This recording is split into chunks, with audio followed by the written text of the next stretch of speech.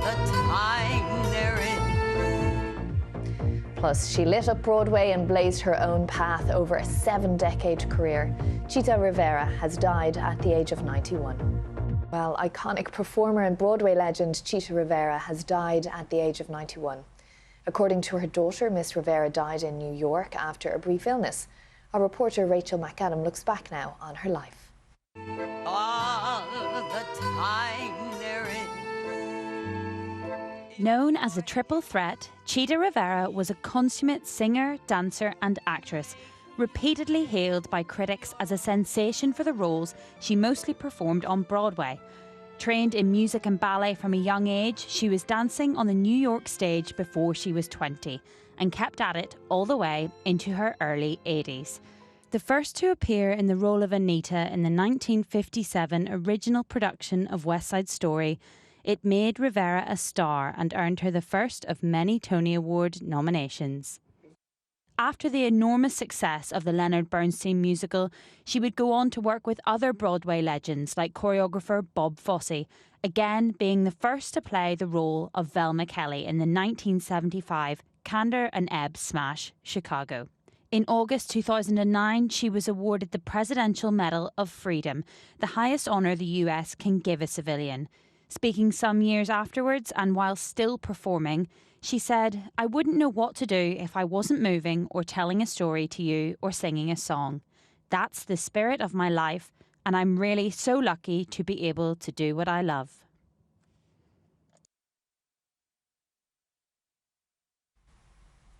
Well, earlier I spoke with Patrick Pacheco, co-author of Chita Rivera's New York Times best-selling autobiography, Chita, a Memoir. And firstly, my condolences to you and all of the other friends and family who are grieving today. Thank you for talking to us. I know it must be difficult. She's best known, of course, for her performance in West Side Story, but tell us a little about her life as a performer. It's good to be with you, Katrina, and to talk to you about this extraordinary woman, this singular entertainer who touched hearts around the world.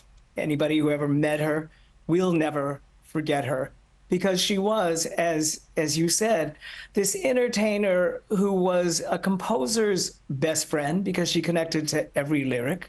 She was a director's best friend because she was daring and would try anything. She was a writer's best friend because she was open-hearted and honest.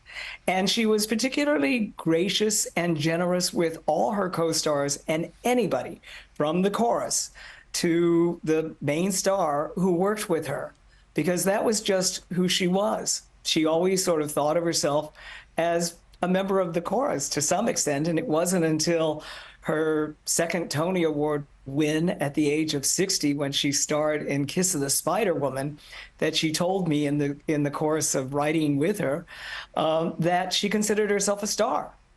Fred Ebb of Kander and Ebb, who wrote many shows for her, including The Visit, The Rink, and Kiss of the Spider Woman, once told her, "Chita, you have to act like a star if you want to be treated like a star." And she said, "I really wasn't interested in being treated like a star."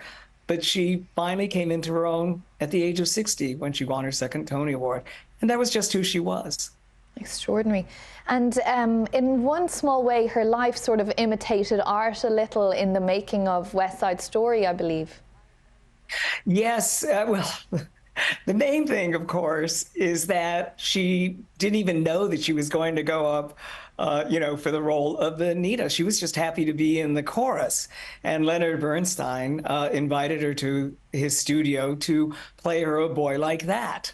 And she was so thrilled and so excited that, A, she was in Leonard Bernstein's studio, and that he was playing this thrilling music, and all she could think of was, "Chita, don't throw up on Leonard Bernstein's piano, please," because she was just that excited. Once she was cast, it's when she became a triple threat. Before that, she told me, dancers danced and singers sang. And it was in the course of that monumental show, collaborating with those monumental geniuses, Arthur Lawrence, Leonard Bernstein, Jerry Robbins, Peter Gennaro, Stephen Sondheim at 27, only 27, Arthur Lawrence, the book writer, that she absorbed all this stuff. She was forever, even earlier than that, standing in the wings, watching Elaine Stritch, watching Gwen Verdon, and she just absorbed it all and was forever grateful for the people that she met on her way up. B. Arthur and everybody that she always gave credit to. Okay, it's an extraordinary contribution to the arts indeed. Thank you so much, Patrick Pacheco, for joining us to talk to us about Chita Rivera.